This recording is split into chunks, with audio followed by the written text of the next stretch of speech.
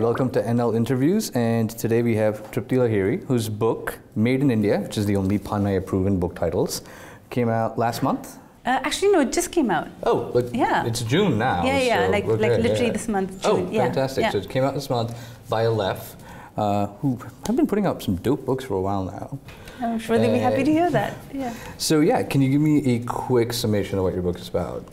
It's basically looking at the people that come to the city to work and this kind of long chain connecting the villages to basically the houses of people in Delhi, and the kind of different ways that they get here, from sort of connecting with a middleman to ending up in Delhi, to ending up in a house in, you know, Latin's Delhi or in Gurgaon, and then what happens once they're in that house.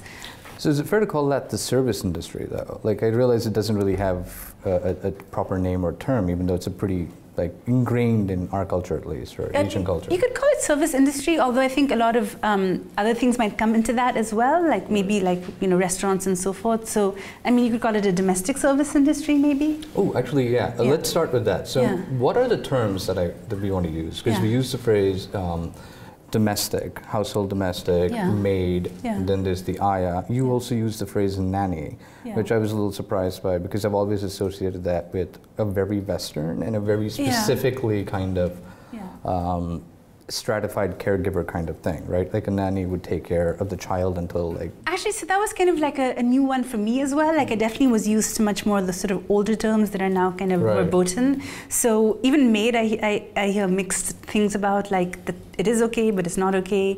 There's helper, again, hear mixed things about that because it implies a certain voluntariness maybe. Right, there's an agency to helper that maybe might not be like, you know, like a kind of financially indenturedness that you're not going to see in a maid, or what's the other term that's often used? And then, I mean, there is a term, and people still use it all the time, although it's sort of very, I think for some people who are especially not in India, it's pretty shocking. I mean, people still say servants all the time. I don't think it's an uncommon that's that phrase. I did use domestic workers, the term, a lot, but I tried not to use it when writing about people's homes, because it's not in translation, I don't think I've ever, like, you don't use the word knocker at all, but that's the most predominant. Yes, but because it was in English, I didn't, and I think servant would be the most accurate translation of knocker. Like, I think knocker is a pretty hierarchical word. But definitely these things are really in flux, and there's a lot of sort of negotiation around them. And I think the terms babysitter and nanny are two that I definitely heard. I use them because they were being used by people to refer to their work. Like I met women who, sometimes even expat households, but they might also be... Oh, so these are the people themselves using it to describe their work. Okay, because I would have imagined other people using that, right? Yeah. But that also speaks of a kind of gentrification in class, that that's the terminology you'd use versus... Yeah, so I'm seeing that babysitter is coming in more, although it has a very different meaning than babysitter in the US. Maybe it's much more, correlates with nanny. And nanny is there as well, but maybe babysitter is actually more common. Oh, okay. Yeah. Or childminder, that's another Childminder, one. Okay, Which I didn't use because for me this was such an odd phrase that although I do hear it, but I didn't end up using it. I don't think I've ever heard that. But then again, I don't have a child, and nor have I had to mind one. So, so that is also a word that's out there. All right. So then, this is a pretty pertinent question. So how did you end up writing this book anyway? Because I remember your Wall Street Journal article from a couple of years ago. That was the Cobra Gade thing, right? Yeah, that was you. Was it about sort of the fact that there had been previous cases like that? Right, and this kind of like cultural dissonance between, you know, people here kind of rising to defend her, going like, well, that's what one does, like that's how you treat maids, or that's how you treat domestics, versus this entire Western media, you know, effectively losing their minds. So, I mean, but that was 2013, I think. That's actually like end of 2012. Okay. No, actually 2013, yeah. Oh, so was that the onus of this book, or had you already been kind of mapping it out for a while? No, actually, like, it kind of came out, I sort of had been already strangely kind of working on preliminary research towards doing it. I already had kind of talked with a publisher, and so I think the sort of the interest in me came out of two things. One is that there was one particular woman who had worked for my mother, and I mean they didn't last long together. I think they were like just had really different agendas. My mother wanted somebody who could just be around a lot more, and this woman who was South Indian and lived nearby just had a lot going on. She like ran these savings committees, and she was like wanting to rebuild her house, and she had 4 boys that she was like really focused on how to get them ahead. And so she ended up kind of leaving our house, and so we kind of like, I just kind of was very interested in her life and all the things she was doing, because I did have a memory of us having help when I was younger, and we were living here. That's kind of surprising though, right? Well, I mean, because we were, we were living in Delhi before as well, and then my parents moved around a lot. But when we were in Delhi, I did remember having help, but I just sort of kind of didn't remember all of these things going on in their lives, and I maybe as a kid I didn't notice it, or I wasn't interested. But so that was, I mean, I think her kind of neighborhood and her story made me just want to know a lot more about, what was going on, what people thought. Right, because there's a strict partition. Like, I mean, that's the thing you also bring up, right? Yeah. In that the tendency to kind of feign a casualness where, you refer to a lot of these people with their first names, but they are still, like, that power dynamic is such that, you're not really interested in what goes on in their life. They're not a person as much as they're this set of utilities. Yeah. And you probably have a fear that, when they bring me something about their life, it might be something that's going to be inconveniencing to me. Right, right. So that's fascinating. So that was one thing, but the other thing was also just kind of coming back to domestic help, and after a long time, like not having had it, and then coming back and having it, and just kind of really grappling with, because I'm obviously shaped by India. I grew up in India, then went away. I kind of like just sort of lapsed into sort of doing what everybody else was doing, and it took a while, and it took sort of several friends who were kind of grappling with it to realize, like, oh, I actually like hadn't put thought into this, and I was paying the sort of market rates, and the market rates were really low, and I should not have been doing that. But then trying to figure out what the right thing was, like, because there were so many ranges between friends of mine who were Indian or friends who were sort of foreign. So when you say the right thing, you're talking about like what, like how much you should pay. Like really, like even getting clarity on that just seemed like such a difficult thing. Well, that's the thing that's not really discussed, right? Because I mean, except in those rate cards. Exactly, in those rate cards. That's what I was going to get to. Yeah. So that's the thing I'm questioning, right? So here's this kind of, I guess, a gray market, for want of a better word. It's unregulated. And yet there's no kind of collective bargaining, there's no union. Not really. So there's no like, this is what this job entails, this is the rate for this job. But also there's no kind of across-board clarification on what like. So one of the conceits in your book is that the relationship between the work that is to be done by the domestic help is murkier now than it used to be. And I thought it was a lot strange, because I thought the idea now is like you can say like this is what you're expected to do, this is the amount of time off you get, like it's much more regulated, because you're no longer expecting them to, stay with you for the rest of their lives or something. Yes, but it depends who you're talking about. I think the experience, because just as there are lots of different wage rates and pay rates across Delhi, I think the workers themselves are really, really different. That's one thing I kind of realized, that there was just an enormous range between someone who might be pretty well educated and, might be working either for foreigners or for sort of very kind of high-paying Indians, and they might be earning 25 or 35, and they definitely would expect to have like maybe not just a day off a week, but maybe even a weekend. I mean, just very different expectations. They might be pretty well established in the city. They might even own property. They may not be, if you're going to look at it in percentiles, they may not actually be in that different of a percentile than the person that's employing them. Oh, really? Okay. But then there are these other people who are coming who who don't necessarily speak the same language as people here. They're coming from sort of areas that speak, Orao or Santali or other languages. And they're sort of leaving their part of the state and country for the first time. And they might often be very young, and they, and those people, I think, when they come to the city, how things are going to end up for them, what they're going to get, what their job is going to be, is I think really unclear. You know, I think it really would be difficult or unusual to find if there's a family, then if that family is not earning, you know, I guess 45 or up, I think it would be maybe unusual to find domestic work. A single person earning that might, you know, would have it, but if it's a household with multiple people, then I think it would have to be above that.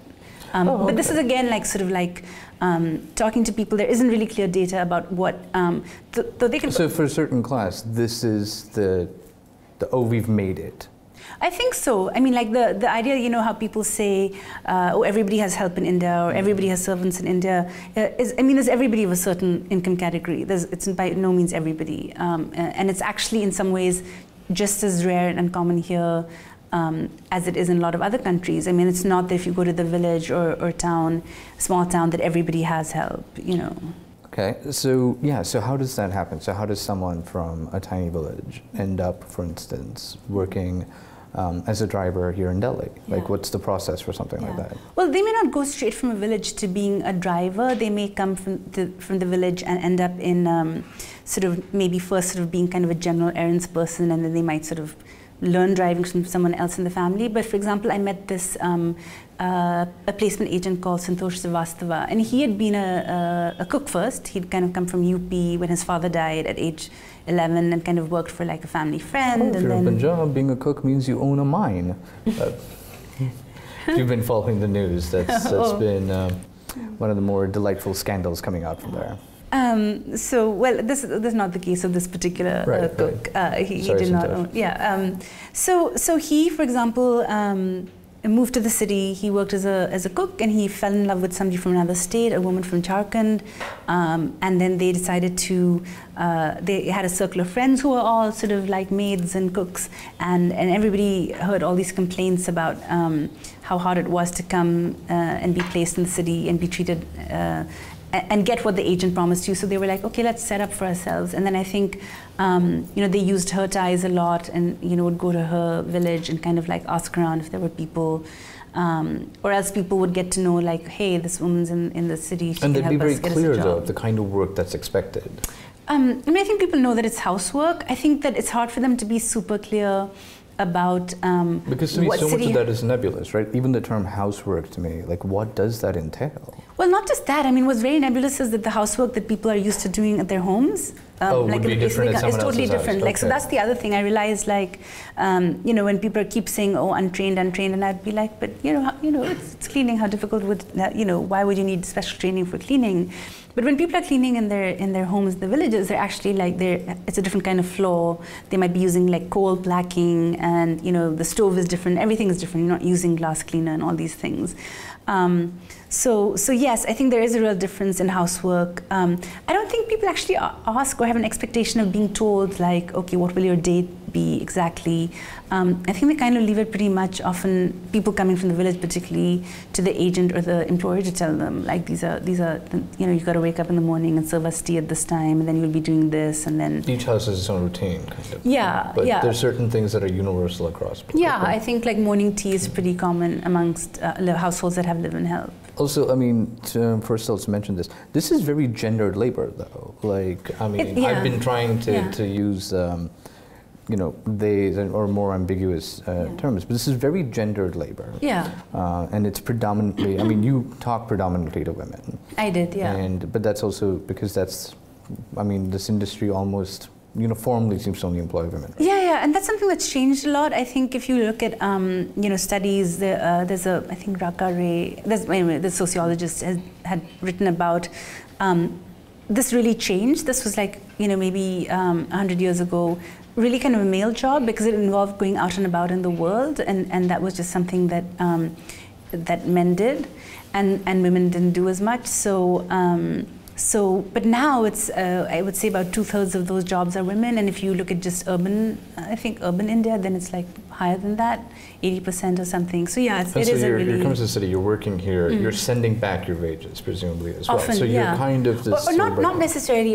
You know, there's a lot of different things that happen. One is you might get your wages monthly, or you get your wages monthly and you sign for them, but then if you don't have a bank account, or if you can't access your bank account in the city, then the employer keeps them, and then like right. All these horror stories that came in the wake of demonetization was predominantly this cash economy. Yeah, yeah. And this is where most of it is getting spent. But right, so to go back to the gender basis, so did you in any of your cases, was there an inverse of that where this kind of regulation of men's work, women's work, like how did that come about? Who dictates these things? Yeah. Within the house, do you mean, or do you mean like legally? I mean like within the house. Even legal, wait, there's a legal distinction as well?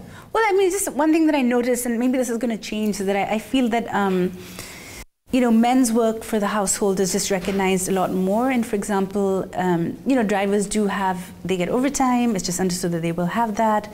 It may not be very high overtime. It might be like at the rate of 25 rupees an hour. So labor is recognized differently. It's recognized differently. And now I saw that they brought in a notification saying that guards, like the ones who sit at the gate, are skilled workers and that they should have their salary start at 15,000. And there isn't any similar notification about like a cook. And yet, I mean, there's enough TV shows to tell me that is probably one of the most complex skills, right? Yeah, especially if you know different kinds of cuisines, but it's not recognized in the same way as being a god. Oh yeah, no, I convinced people I love oatmeal, but that's only because that's the only thing I know how to make. I hate it. Yeah, you're not a skilled cook. You will not command a 15,000 rupees salary. But by virtue of being a man, apparently, that is cooking, that's already being recognized as being exceptional? Well, I wouldn't put yourself on the market with that. Ouch. Okay. Yeah. Hurtful? Accurate, but hurtful. Yeah. No, so there is a gender dimension to that. I think within the house, so men are not often doing work within the house. I mean, there are still like households that have... But did you see any outliers to this, or no? Yeah, I mean, if you go to sort of a more old-fashioned business family or a joint family that is they might have a cook who's Brahmin, and is often male, and he's called Maharaj is the name, and it's a kind of within the world of domestic work, it's kind of a status job. Okay, because you have to be a particular caste and you have to know certain things, and I never actually thought about that. So then this delineates a lot of these things. Like the stratification is also based on not just gender but caste as well as a region or mainly for cooking. Fluency, mainly for cooking, and within certain kinds of maybe more of a business family. Okay. Yeah. This is a story in Scroll. It came out on May 27th about this apartment complex in Bombay where the apartment complex had decided to put fixed rates and share that with all of the residents, right? Like this is how much maid should be paid for cleaning a room. This is how much this job should cost for like X number of people. So many bedroom houses, that kind. And so the minute all the domestic help off that service, that complex, go on strike, they were fired for striking. And to me, but why is that, do you think? Like, why is the idea of displaying rate cards and just so that everyone knows how much they should be earning I think that comes from a place of sort of like real kind of actually class solidarity. Like I do, like sometimes in discussions with people or when I talk to people who are kind of paying more than the average in their neighborhood, they would tell me that people would often tell them like, why are you doing this? This is like, you're gonna, this is not how it's supposed to be. You're upsetting the free market. Yeah, I mean, so this kind of thing. So the idea that like, that there is this perfect market for this work and we have to pay that wage, and if you deviate from it, like you're really tinkering with the free market. But how does it work? Maybe you're just an asshole and that's why, you need to pay more for people to put up with your nonsense. Yeah, maybe you have very specific demands for food and you're like a health nut and you just ask a lot more. So I feel like this idea that there can be such a fixed rate, like, I mean, I actually don't think it would be great if this departed from the idea. So you think like the idea of a fixed rate would actually hurt the domestic workers and not the people employing them? I think it depends how you put it. It depends. I mean, I think that it would be good to have a fixed rate that's a basement rate, like a rate that you can go below. Yeah, a minimum wage, because there's a lot just. The minimum wage actually doesn't, you could peg yourself to it, but it doesn't actually technically apply, to domestic workers. Right, especially when the work itself is nebulously defined, then how do you say like this is what you're earning per hour, or the amount of work you're putting in is. So that was the thing, and that was this, so one of the sort of women I wrote about in my book who actually started a kind of a sort of progressive placement agency. That's kind of one thing they had to map out, and one thing I really enjoyed looking at actually for this book was their paperwork, because they really tried to map out to the minutest detail. This was a company called the Maid's company, which I think isn't doing this work anymore. They've segued into sort of more sort of self-teaching. Okay. But anyway, so they worked a lot with contracts, and they would make, because they did want to try to set a wage for, like, you know, they had a calculator on the website with like hours and rooms and how many people in the household, and would it be cooking, would it be other things. But then if you actually ended up, you know, taking someone from them, you had to fill out this huge questionnaire about, like, what time will it start? Will there be packing of lunches? If kids are being prepared for school, is it just feeding them or also getting their lunch ready? And is anybody else's lunch for work being prepared? And then you know, counting that as a separate kind of cooking from cooking the next meal. Oh, right. And then is she going to be eating this food, or is she going to have to make food at another time for herself? So is there going to be that cooking as well? If she's not, you know, eating that, then we're going to bill you another 1,000 rupees for her lunch. I mean, so it was like a really intensive survey that these. Okay, this is incredibly complicated. I feel Yeah. like an economist needs to get involved. Yeah, so I just feel like they could have spread it wider. They could have got some amazing else that's data. this nebulous? Like any other work that comes close in any industry? I think they probably are. I mean, if you look at the world of work in India, it's not necessarily sort of always that well defined, and I certainly think pay scales aren't great across the board. Like, you know, I try to include, like, I want people to have a sense of, because, you know, if I just put a figure out there, and then especially if somebody is reading it somewhere else and they translate it into dollars, it just sounds crazy.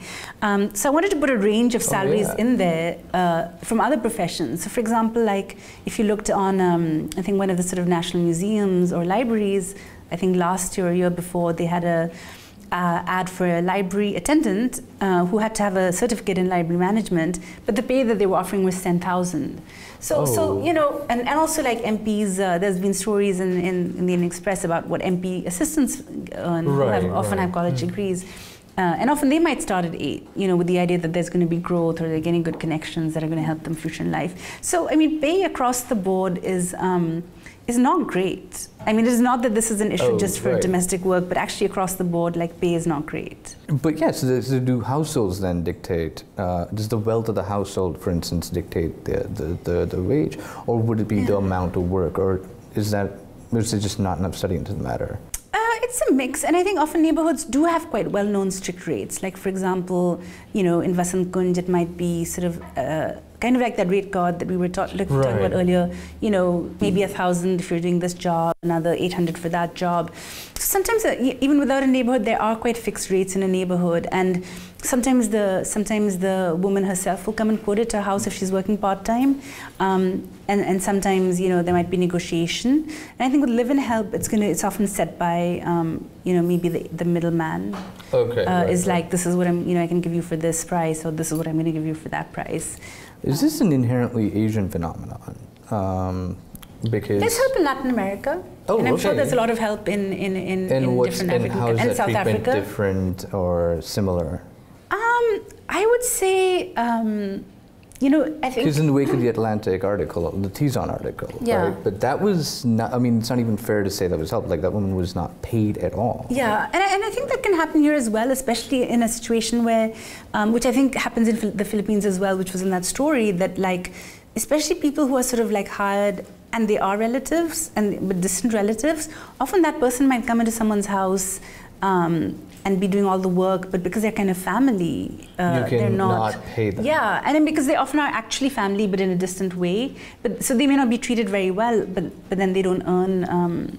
So you're kind of exploiting either familial connection or social mores. Social mores, because the idea is like, you know, nobody, you might have a wife, I mean, lots of wives across India who are sort of working morning, noon, and night, but no one thinks that that's that recognition abnormal, right? of that labor. Yeah. And so, I think it's in other parts of the world as well, and it's even moving back. Because I'm thinking of the Middle East specifically, and that is horrific. Like every story that comes out, but that's one where, but there's still so many people going in droves because the money is supposed to be that good, and you know, it's or they're on jobs where they're coming from. Yeah. And yet there's, I mean, I think Kuwait is at least slightly better, where they have one or two like agencies whose job is specifically to deal these issues and deals with exploitation and to deal with mistreatment. But Saudi Arabia definitely does not. I mean, and I mean, when it comes to say Latin America, which definitely has a long history as well of having help, and even back in the day, sort of maybe more serf-like even situations similar to maybe what was in the Philippines. Right. But now, like for example, in a place like Brazil, like they brought in sort of laws requiring certain kinds of pay, certain kinds of benefits. If you hire somebody for some more than X days a week, you owe them XYZ benefits. So they've really done a lot of regulation. Though. Yeah. Because this indentured servitude, Vasant Kunj unfortunately reminds me of, and this is a section from your book too, right? Scene of the Crime, where all of this horrific abuse that's, you read about warranted. Vasant Kunj is one of those places where, I forget, did she die? Was she killed? And there was a young girl from the Northeast, and I think they tortured her routinely. So I think if it's the one that I'm thinking of, the fact that there's more than one is already very horrifying. But I mean, if it's the one that's in the book, I think she was assaulted, allegedly assaulted. The case is still going on. And the employer has pleaded not guilty. But she was recovered from that house with a lot of wounds, including like just these sort of like swollen eardrums. Yeah, so that that happened in that neighborhood. And so like, what's the kind of checks and balances for something like that? Like, what's the redressal?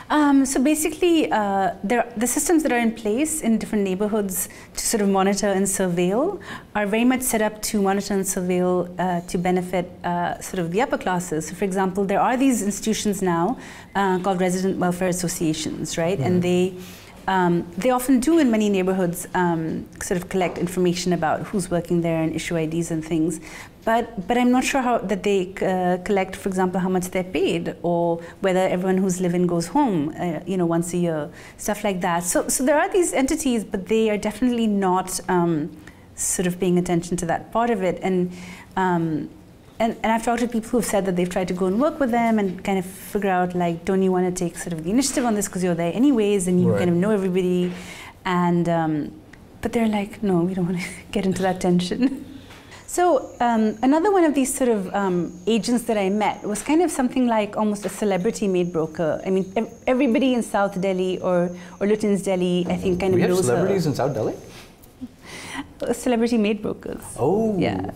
So, if you kind of talk to people across the sort of very privileged swath, these big bungalows, most of them have this woman's number in her cell phone. So I met her, and she was like, yeah, I know in this house on Prithviraj Road, they have this many people. In that house on, Amrita Shergill, they have that many people.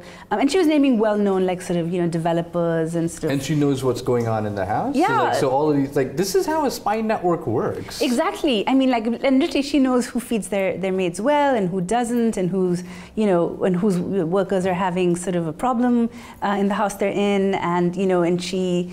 so she has. So what makes her so unique in this way? Like, other than like, this is who she's catering to, is this, geography? Well, I think she's one of the oldest, sort of one of the first on the scene. Like, she has just been doing this, since more than 2 decades. Like, she really just saw this opportunity that, for whatever reason, people's ties with the village were getting severed, and she could kind of step into the gap and matchmake between people who wanted a lot of help and people who were coming for jobs.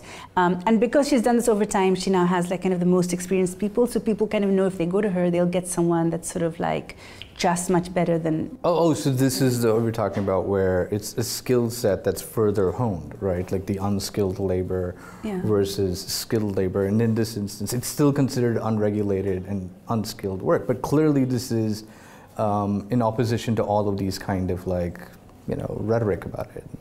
Well, yeah, I mean, I think it's her workers just have so much experience that I think... does that mean that they are able to charge more or command better rates? She definitely does charge more, and she has said that, in fact, like, she doesn't even think she's going to supply cleaners anymore. She's just going to specialize in childcare. And so, yeah, I mean, and often I would meet people and ask them, like, oh, is there anybody you think I should talk to? And, like, everybody kind of had her name. They were like, she's formidable. This is the go-to. Yeah, wow. Yeah. Number one this is seen as, like, a temporary blip while they earn, or is this, like, this is their job? Well, it depends. I mean, I did meet, one woman who did domestic work for 4 years because her kids really were sort of on the verge of, they were in school and one of them was going to college, so she wanted to earn extra money. But then she actually ended up kind of meeting social workers who were from a domestic workers organization. So then she joined them and became a social worker. I think a lot of people who if they've been doing it for a while already and they're in their 40s, they probably expect that's going to be their job, but their main goal is that, like, my kids should never have to do this. And I think oftentimes there are people who are successful. So there is that stigma that comes with it, right? And I'm sure that stigma still also gravitates, ways in which we see it play out about even if the you're kind of utensils that you can use, the kind of cups that the maid or the cook will drink out of versus what you would serve to someone else. Right? And also sort of being in a job which is. So would regulation remove that stigma, do you think, where it just is like, no, this is an actual legally recognized job? I don't know. I think regulation could make it a better job, but whether it would remove the stigma, I think that people, even who are sort of well-paid workers in this field, don't want their kids to do that. I think they would rather have their kids do, even if it's going to be sort of paying $40,000. I think there's a real sort of aspiration to doing a white-collar job, and so. Is it the agency associated with that, or is it more to do with the idea that you're not? There's the power dynamic. Right? Yeah, I mean, because in a way there is a power dynamic. Yeah, I mean, there's a power dynamic in any job, right, but in the home it's more because it's outside the public domain, right? Okay. It's outside. So it's simultaneously the most surveilled and also outside of that kind of surveillance. Yeah, yeah. And I did meet people actually who had successfully helped their kids go on to something else, and sometimes like that something else was really like very white collar, like working in sort of like maybe the country's most prestigious think tank. So those kinds of things were kind of interesting to see that they did happen. And this person, so I met and interviewed him, and he kind of was like, one thing that really bugs me is being in a setting or a conference where people are talking about, say, domestic work in India, and people are like, oh, we have these people in our homes, and he's like, there are people among you who are not part of that there's actually been upward mobility, and there are some of us here who are not, we don't have people in our homes because we actually have come out of that. So there's this, there is this kind of idea though, like it's ingrained that everyone would have help at home. Like that's the kind I think the idea is ingrained that everybody who is sort of like in an environment that's sort of upper class. Because even your book opens up, all of these people, again, able to go out clubbing or go out this while still, holding down a job, having a child or whatever it is, because you have other people on whose labor you can depend on. But basically, so this guy that I interviewed and who's now sort of studying in the US, he was like, actually, like even in those settings, there may be more mixed class than you realize. But the assumption in India is always that like if you're doing X thing, you must be from like sort of a pedigree. But actually, he was like, some of us are not. But so the shift, like when you lived in New York, right? And so like suddenly you've gone from having all of this support help to not having, and then coming back to that. Like how does that change? What has shifted? So, I mean, I think... Like, I'm the person who uses one mug for everything because, hey, one less thing to clean for me, right? So, the big change is that when I had help when I was younger, I wasn't the employer. I was experiencing... and is that a different dynamic? I think so. I think that the But it's still like power adjacent. It's power adjacent, but it's also power guilt-free because you're sort of enjoying the labor of somebody without having to manage it. And because you're not their boss, you can enjoy a better rapport with them, and often it might take their side as well. So there's an expiation of guilt, though, in that, well, I'm not the person who's paying them, but we get along so well. And I'm not the one who's sort of like determining the dynamics of this job. Like I'm just sort of a bystander, like many husbands might feel in a household as well, where the woman is the one who's really like cracking the whip. But also solely profiting off of that labor. Yeah. I mean, everybody in the household benefits from it. But there may be one person who's the whip cracker, and who when the person decides, hey, this job is horrible, that is the person they're going to be saying that she's, is the one who made my life miserable. But I want to get, you were talking about gender dynamics, right? Is that a gendered thing as well? I think so. So I think on the one hand, yes, there are 2 or 3 very weird things that I noticed. So one is, yes, okay, women are going out to work, and to do that, they hire other women who then they sometimes boss around maybe in a way that's really not that great. But then the other thing is also, I saw that there were all these cases, a lot of the abuse cases were from women who were often doing traditional female jobs, but for pay. So like they were like teachers or nurses, or they were caregivers in the world, and they were not. I mean, they obviously were not able to. Had nothing of that left in the house when they were dealing with this person, even though they might be responsible in a job for taking care of somebody and giving them care. But then I also did feel like, I did see that there were cases where women did seem to be able to bring complaints maybe more often against women. And I again think maybe that is a gender thing where you might be the authority figure, but your authority is never going to be accepted in the same way by a worker, perhaps as a man, and maybe that opens up the possibility for people to complain about bad treatment in that particular, because of that dynamic, right? So I think, on the one hand, you could say that the fact that women's authority is sort of maybe more limited than men can have this positive side effect where a worker that's not being treated well may be more likely to bring a complaint when their boss is a woman than when it's a man. So that's also how that plays out. Yeah, I think there's gender. There's some level of gender in that as well. So statistically, did you notice, were there any instances of like women having more complaints against women versus men having more complaints against women? I would have to say that it's very hard to get statistics sort of very clearly like that. So I would say that when I say this, it's based more anecdotally. And also anecdotally from NGOs that do work like this, and that they themselves are saying that like we are seeing, we're seeing sort of a lot of complaints against women. So going forward, what needs to happen next? Yeah, I think this is one of those relationships where there's just this constant interplay between the individual and the social. And this only happens in a highly class strata society, or a highly unequal society. Right. I think that as if wages were to go up and minimum wages were to go up, I think people would try to minimize help and maybe buy, maybe figure out other things. Right, because then this would get recognized as specialized skills, and not just like as you said, I'm not a caregiver. I am X or Y or Z, like all of these things, and these are wages I should get for. Yeah, so I think there's a very complex interplay between the individual and the social, and I think I think right now the social atmosphere isn't that. It doesn't really tell people like, oh, you need to behave in a certain way or not, and in fact the standards are so low that like. As long as you're, if you're not beating up your worker, you're probably not so bad. Right, that's what you said. Like the idea is we read these stories about abuse and we go, well, at least I'm not this person, so you assuage your own guilt. Yeah. So I think actually like having rate cards that were fair or having laws that are fair. That's why I was surprised about that. Are really, if they would be fair, like if they would be taking into account what's fair for the worker as well as just sort of prevailing rates. And having laws as well, I think that actually that will shift a lot of burden off employers who want to do things well but are like kind of like casting around to figure it out on their own.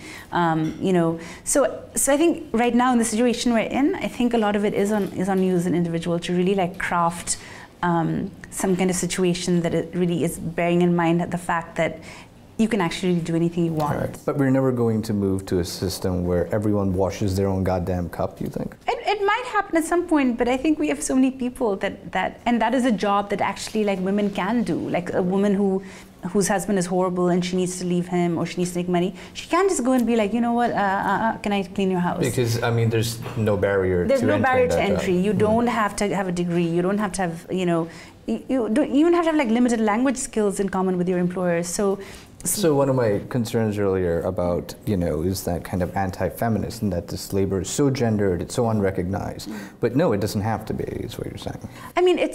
It's all of those things. It is gendered and it is anti-feminist, and it also allows women who don't have a lot of other choices to maybe be more autonomous from, a husband or some situation that's not great. Because they can go out and be like, hey, here's this job that I can do and that people want. So one of the questions that I wanted to ask as well is the idea of, this very stratified hierarchical class-to-class barriers, right? But anything that kind of disrupts that, like inter-class relationships, or is that even possible, like given that power dynamic, right? Like, Would it be consensual, I guess is what I'm trying to say. Yeah, I mean, it's a good question, and I did try to find cases where maybe there had been such a relationship that resulted in a marriage, which maybe would be kind of consensual. So, and I had heard about some cases like that, but they were very hard to pin down. So I ended up sort of doing what everybody does at the beginning of research, which is Googling for maid, employer. Oh, good to know. So what I'm doing is I'm merely researching. Okay. Yeah. So anyway, if you Google for, stories, because I was looking for news stories about this, so then I would try to find them. So if you Google for maid stories, employers, marriage, you actually come to a site which is a kind of like, erotic fiction. And these specific terms? Yes, okay. Pretty much those terms if you want to remember them. Yeah. Right, sorry, what were they again? Once more for the kids in the back. Yeah, I'll repeat them at the end again. So, so I kind of, as one does, doing research, I started reading some of these stories to see, what exactly, everything for research, what were the fantasies people had about their maids. And after a while, I realized that they were just there was like a real level of like granular life detail that I didn't expect. And this is India specific, right? Because like the myth of the Western thing. No. This is like set in Indian settings. Some were set in Bangalore, some were set in other cities, and they were like almost like sort of socioeconomic porn. So one socioeconomic porn. Yeah. So for example, like just to give you an idea of what they were like. One story begins where this man has said to his maid, like, why don't you come back later on when your work is done for the day in the evening? And she agrees. I feel like I should intrude and say the power dynamic in that also seems odd. Yes, I mean, I'm not, there's many things in these stories, but there's also something sort of interesting going on there. So anyways, so for whatever reason, I mean, she's not a live-in worker. She is a worker who can leave and doesn't have to come back. So anyways, she does come back in the evening. And he's like, oh, but you're still wearing the same sari you wore in the morning. And I thought you would have changed into a nicer sari and it doesn't look that clean. And she's like, Saab, I've worked in 5 houses today. When do you think I would have the time to change my sari for this encounter? And he's like, yeah, that's true. I'm so sorry to have troubled you. Please use my shower. Wait, so the point of view is this concerned male who's never thought about just what the daily life of this woman is. Well, so yeah, there were these elements in the story which were kind of like her telling him, like, this was my day, and how accurate was that? Like, given that that's all you've researched and studied, how accurate was the depiction of her day? Sans the coitus. Sans the coitus, yeah. I mean, you might work in 5 houses and then be going from one to the other until you're done in the evening. So I couldn't speak to the rest of it, but there you have it, socioeconomic porn. I hope it was an interesting read. Oh, it was. Yeah. I mean, as I mentioned, it was just as I was reading this, and I'm like, wow, look at all of these other news items that I'm reading. And they're informing this all the more. So I thought that clicked really well for me. So that was just fascinating. Thank you. Yeah. And I don't think there's a lot written on this entire economy at all. There isn't, but I think there may be more. There's a famous sort of memoir by a woman who worked for an employer in Gurgaon, and she's Bengali, and she wrote a book which was translated into English maybe 7 or 8 years ago. It's called A Life Less Ordinary. But there isn't. Oh, right, yeah. So that's a memoir. I kind of feel like there's going to be more writing from some of these sort of young people whose parents were domestic workers, and they've seen what their parents did, but now they're kind of like going to be writers or researchers. Suka has like 2 such books out, right. Yeah, so I think that there'll be more writing from people who've really seen it from the inside, and also are going to be writing in English as well. Thank you so much, though. And again, thanks for coming over. Thank you. It's really interesting. Yeah.